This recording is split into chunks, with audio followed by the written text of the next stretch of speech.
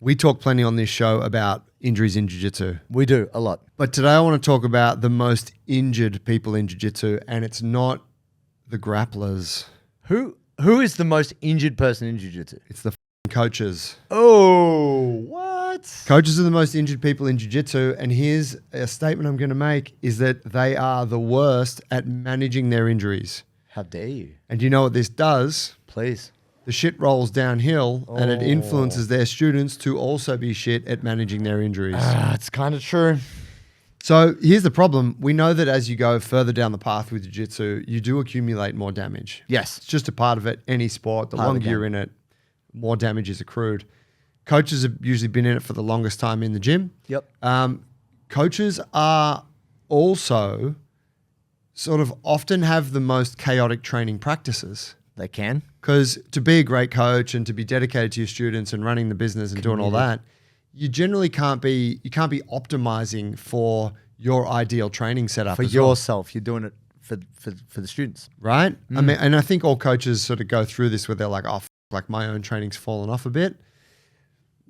Generally speaking, they find a way to manage it. It's like, oh, I jump in on these classes and whatnot. But I think that thing of a coach making themselves available to roll when the numbers are uneven. You mentioned this the other day, actually. You were like, so we were just having a conversation over coffee the other week, and Joe's like, oh yeah, like it was uneven numbers, and so I had to jump in, which you hadn't really planned to, but through obligation of being there and you want everyone to have a good time, that was not to your benefit. Right? Like, you know, and so because you feel that obligation to serve your students, which is like an honorable thing, it's great. You Self-sacrifice. Self-sacrifice, true.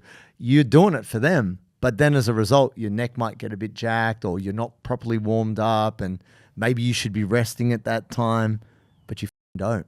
That's right. And I think coaches pay a price for this. They do. So quick chat now. I want to go over kind of the three main reasons why coaches need to change their approach to injury. Yes. And I've got there's pretty clear actions off this, and I'm sure you're going to have some input. Yes, sir.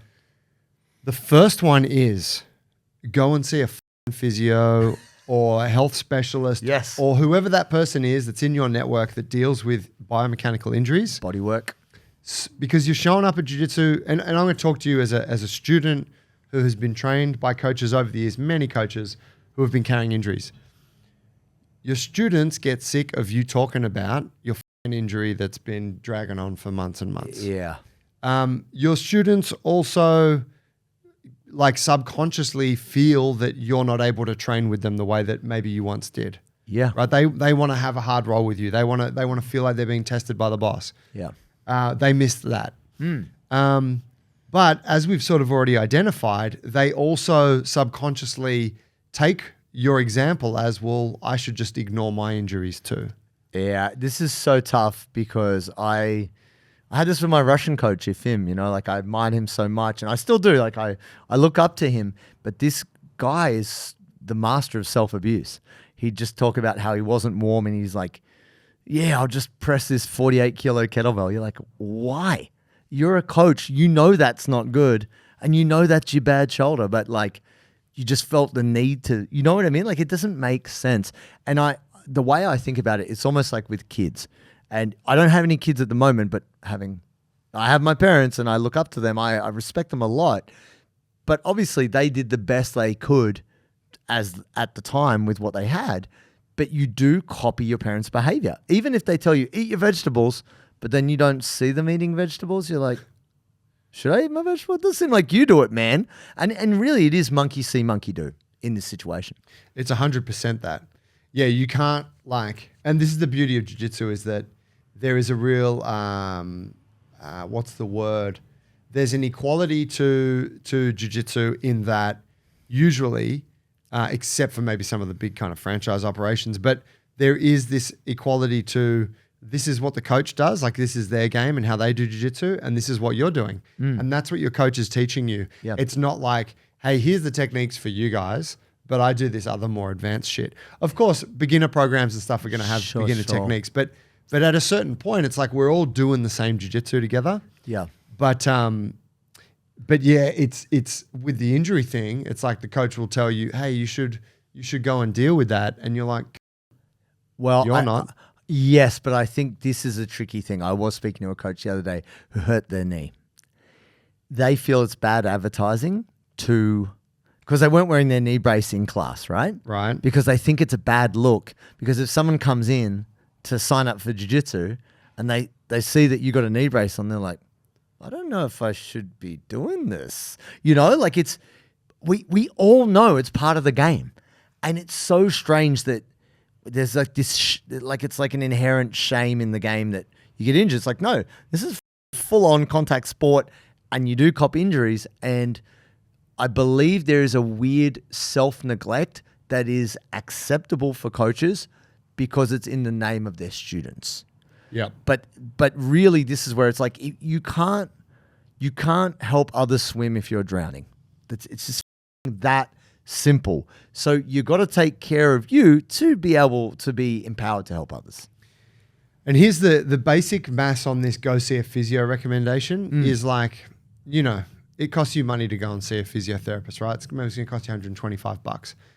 But if you don't do that, let's look at say you pay that, you go in for another few appointments, you get a little rehab thing, get some needling, massage, and before you know it, 3 weeks pass and the injury's no longer a thing. Flip on that and say you don't see the physio. The injury drags out for weeks, months. That affects your training for weeks, months. That affects your energy as the coach in the gym. The pain. The students feel that. The class isn't as enjoyable because you're in a dark mood all the time because you've gone through a shit period. You know, like it's this whole compounding thing. And then, yeah, potentially the injury becomes something more serious, which requires greater sums of money to be spent down the track. Surgery. Yeah. All of that. That's right. Like it has the power to really make the next chunk of your life shithouse, and that's going to affect your business. So best to like deal with it as early as possible in the best way possible so that it's done. Yes, definitely. This follows into the second point, which is to lead by example. We've already kind of touched on that, but I think it deserves having sort of mentioned on its own, which is that your students really do emulate what you do. And I mean, we know this from being in the gym, personal trainers for a long time. People come to you to learn strength and flexibility and how to train and all that stuff. But what I observed sort of, it only really clicked for me maybe about 5 years ago, is that often the people that come to train with you, they actually just, and this is going to sound really weird, they actually just want to be you. Yeah. And they want to know, hey, what do you eat for breakfast? Yeah. And do you use a journal? What journal do you use? What kind of coffee do you have? Hey, are they cool shoes? Should I get some of those? Yeah, yeah. Like, and you start to realize, I've actually got what's your skincare routine, Joey? You're glowing. I use JT's routine. You smell amazing.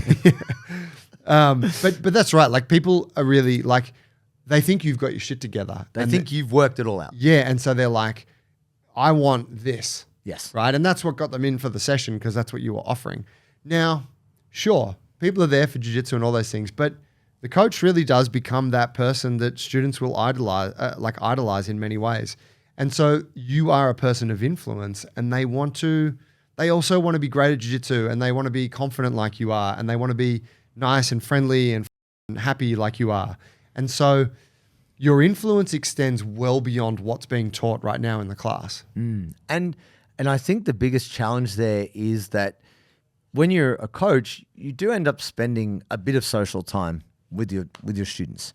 And you know, just like anything as we grow up, like we learn more about our parents, we spend time, we come to understand them more as people, not as these people up on a pedestal. And either maybe we get on with them or maybe we don't because we're like, oh, you know, and this is the biggest challenge because I think we don't think of this when we become coaches. We think of our passion for jiu-jitsu or whatever we might be teaching, but we don't realize we're putting our whole life on display because they see you having like a heated conversation. They're like, oh, who's that? It's like, you know, my landlord or, you know, these different things. And you're like, oh, okay, that doesn't seem very positive. And over time, this does affect how you are perceived and received. And it's not to say we're saints, you have to even pretend to be like that. But if we think of it in terms of looking after your students, you looking after you and having a practice of that, very in a subconscious way lets the student know that they also should be doing that.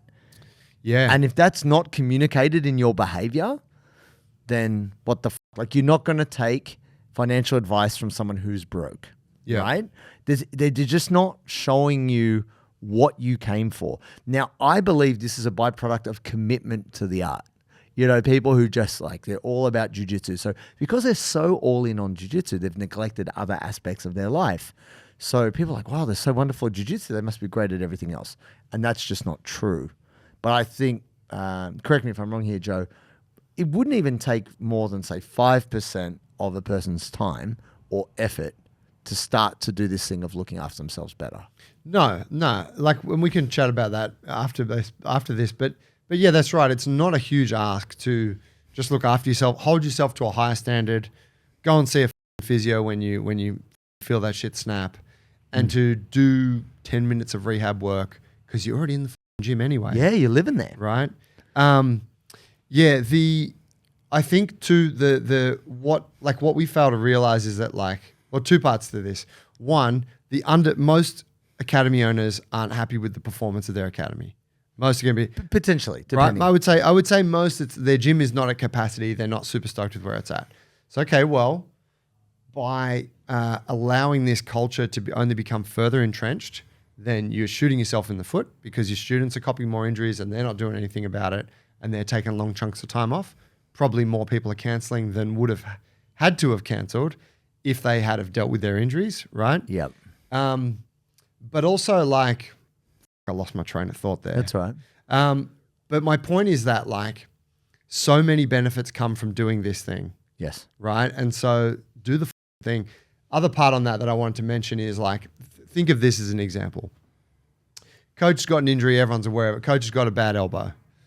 Coach has been talking about it for a week. And then coach is like, it's time to roll. Puts the time. I'm jumping in tonight. Right. And you're like, oh, you're rolling tonight? And they're like, yeah, just going to, I haven't rolled for 2 weeks. And you're like, oh, awesome. Coach is in. Yeah. And then coach rolls. And then you're like, how's your roll? It's really bad. No, looks like I have to take another couple of weeks off.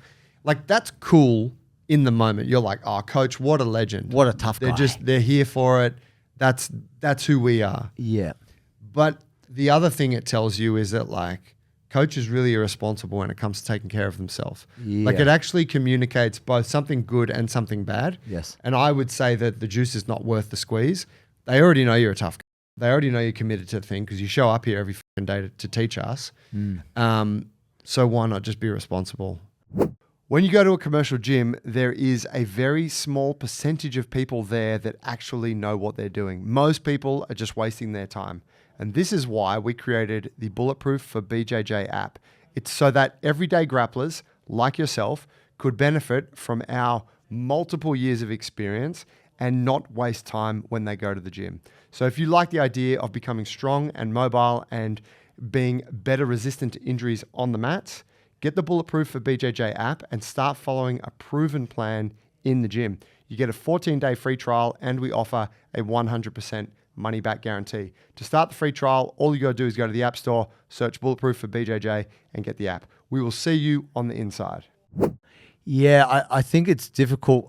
Most coaches I know, most black belts, feel that not rolling for any reason is soft.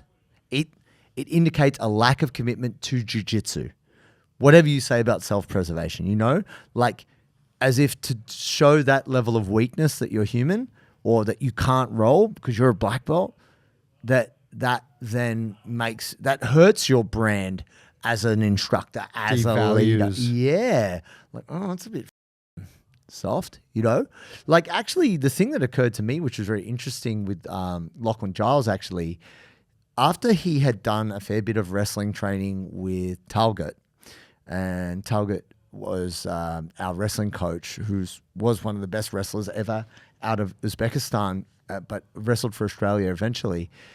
He was all about the smart training, and he said to Lockie, you should train a bit less. So it was kind of at a critical point in the training, I'd say to Lockie, oh, you training later? And he's like, no. I was like, what? You're not training twice a day? He's like, no, I trained this morning, I'm good. And he was totally fine with that. Yeah. And he would stop a round or two early. And I was like, oh, do you want to go? And he's like, no, I'm done for today. And he just had really good discipline about it. He didn't feel self-conscious, you know? And I was like, oh, I was actually more impressed by his ability to stop, because I have such a compulsion to like, no, I gotta just leave it all on the mat. Yeah. And actually it's incredibly like, yeah, it's quite undisciplined, because I think the difficulty is obviously your student is there and you want to satisfy the student's need, but you also have to teach multiple students across multiple sessions day in, day out. Yep. And this is the thing the student doesn't see. You've got to show up at 6 a.m. the next day. You got to show up at lunch. You got to be everything, which is that's why being a coach is so demanding. And if you're going to have longevity there and you're going to show up in a consistent way, it's got to be a little bit more moderate, which is so hard to, especially when you have a great passion for jiu-jitsu, which is, I think, every coach's kind of calling is that passion. Yeah, great. Third point here, and this is a real practical one, have a basic equipment package in your gym. Yes. Now, most academies probably don't have the luxury of having like an area for strength conditioning. So we're not talking about that, though that would be sick. Great. But let's say you've just got this small kind of room and you've got your mats there and that's sort of all there is. You can still have a few items of equipment that live in there that are going to allow you to do the majority of any kind of rehab work you're going to need to. And it's not going to get in the way. It's not going to damage your mats. And it's also going to be an asset for your students to come into the gym when they're injured. Rather than having to off to some other place and not come to your gym, they can come and do it alongside the class. Yeah, definitely. I think you see it more now, like a roller. Like there might be a roller or two, like a softer one and a harder one. A layer of dust on it. But no, they do get used. You do see it. Like it's not always everyone using it, but there's a couple people use it, or a lacrosse ball or a massage ball. Sometimes you see a band hanging off a pull-up bar, or like you're like, oh, someone's using that, or there might be a small basket or something that gets put away that has like the kind of booty band for the knees for abduction. Or I do believe that there is a bit more of a shift in the jiu-jitsu community that we are starting to embrace or open up about the nature of jiu-jitsu, including injuries. Therefore, as a retention method, and I think we can talk about this as, like you were saying, instead of someone going somewhere else, right? I believe the hardest part about people getting injured in jiu-jitsu, coach or anyone, is that it breaks that link. And that if you're a coach, you're always trying to include people, right? And as a business owner, like retention's number one. Like you work so hard to get these people in, and once you got them, you want to keep them. Giving someone an excuse to come to the gym to do their rehab keeps them connected. And so in that way, like that's a nice way for them to stay seeing their mates as well as looking after themselves.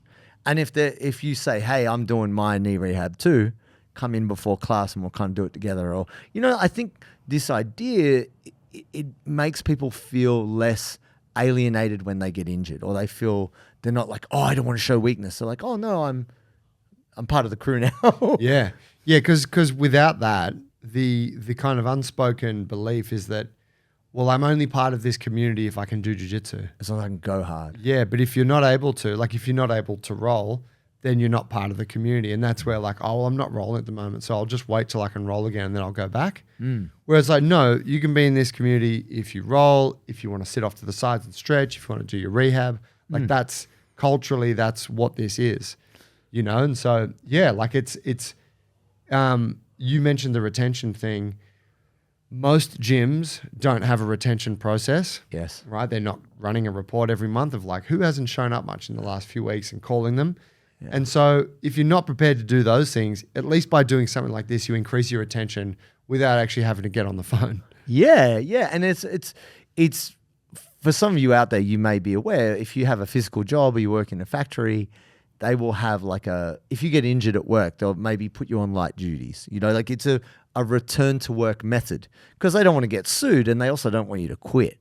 Like once they've got you and you're trained and stuff in a workplace, they want to keep you. So they've invested in you. Yeah, exactly. And they know, like big companies know, it costs them so much more to get a new person, train them and do the whole thing. So most big workplaces will have some kind of return to work approach.